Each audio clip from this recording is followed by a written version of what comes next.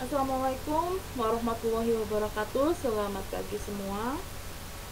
Bagaimana kabar kalian pagi ini? Semoga kita dalam keadaan sehat semua ya.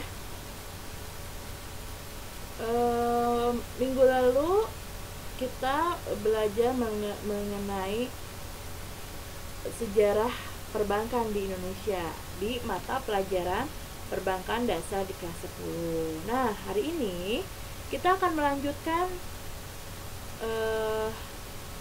materi tersebut, materi tentang sejarah perbankan. Nah, minggu lalu kita mempelajari tentang sistem moneter di Indonesia. Kalian tentunya sudah tahu ya, apa itu sistem moneter, kebijakannya apa, otoritasnya apa. Kalian sudah belajar di minggu kemarin. Terus fungsi sistem moneter itu seperti apa kalian sudah mengetahui. Asal mula perbankan pun kalian sudah mengetahui. Nah, selanjutnya kita akan melanjutkan dari minggu kemarin mengenai sejarah perbankan Indonesia. Selanjutnya kita akan mengenal tentang perkembangan bank di Indonesia. Yang pertama ada Bank Sentral. Bank Sentral berdasarkan Undang-Undang Nomor 24 Tahun 51, The Japanese Bank dinasionalisasikan melalui Undang-Undang Nomor 11 Tahun 1953. Namanya diganti menjadi Bank Indonesia dan berperan sebagai bank sentral. Bank Indonesia sebagai bank sentral bertugas untuk mengawasi bank-bank.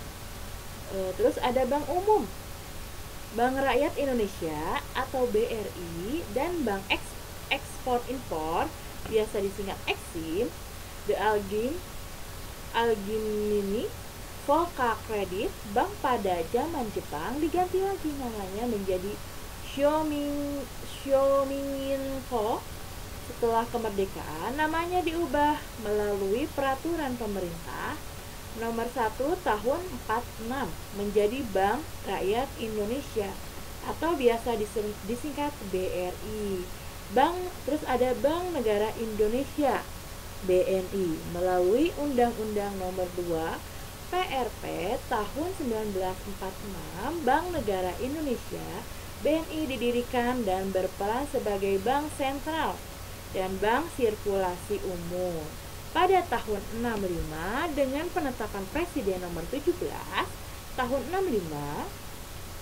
BNI dilebur ke dalam Bank Tunggal Negara Indonesia dan disebut sebagai BNI Unit 3 berdasarkan Undang-Undang Nomor 14 tahun 1967 dan Undang-Undang Nomor 13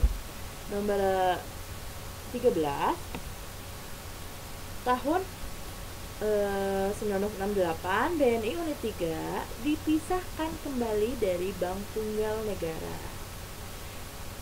Bank tersebut diubah dan didirikan kembali dengan Undang-Undang Nomor 17 Tahun 68 dengan nama Bank Negara Indonesia 1946 atau disingkat BNI 46 yang sekarang berganti nama menjadi Bank BNI.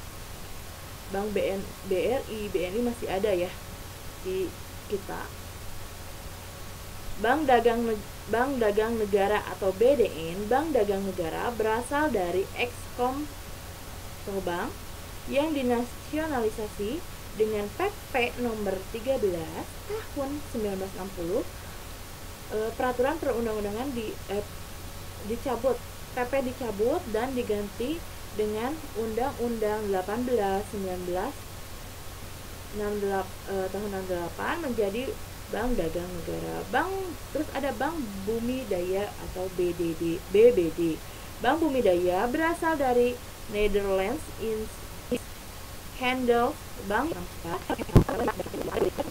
DRT tahun 1962 pada tahun 1999. Bank ini bergabung menjadi Bank Mandiri. Terus ada Bank Pembangunan Daerah BPD. Bank Pembangunan Daerah berdiri di daerah tingkat 1 provinsi dengan Dasar Hukum Undang-Undang Nomor 13 Tahun 1962. Bank Tabungan Negara atau BTN, Bank Tabungan Negara berasal dari Depospark Bank berdasarkan Undang-Undang Nomor 9 DRT tahun 1950. Namanya diganti dengan nama Bank Tabungan Pos, merujuk pada penetapan Presiden PP 017 tahun 1965. Namanya kemudian menjadi Bank Negara Indonesia Unit 5. Akhirnya berdasarkan Undang-Undang Nomor 20 tahun 1968 namanya menjadi Bank Tabungan Negara. Dan selanjutnya ada Bank Mandiri. Bank Mandiri ini merupakan hasil dari merger, penggabungan.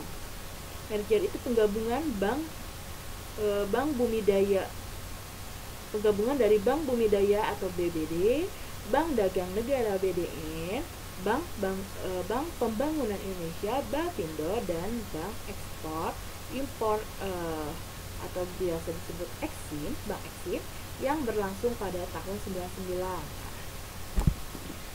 Itu disatukan ya, bank-banknya mereka bersatu di merger menjadi Bank Mandiri. Selanjutnya di masa Orde Baru nih, pada tanggal 25 Juli 1966 dibentuk Kabinet Ampera yang menggantikan Kabinet Dwikora. Tugas pokok Kabinet Ampera adalah melaksanakan program stabilisasi dan stabilitas stabilisasi,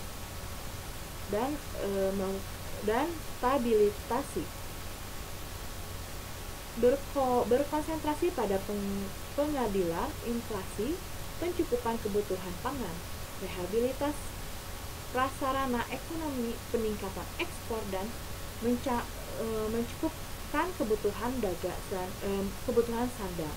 Program Kabinet Ampera dikenal dengan nama Catur Karya Kabinet Ampera.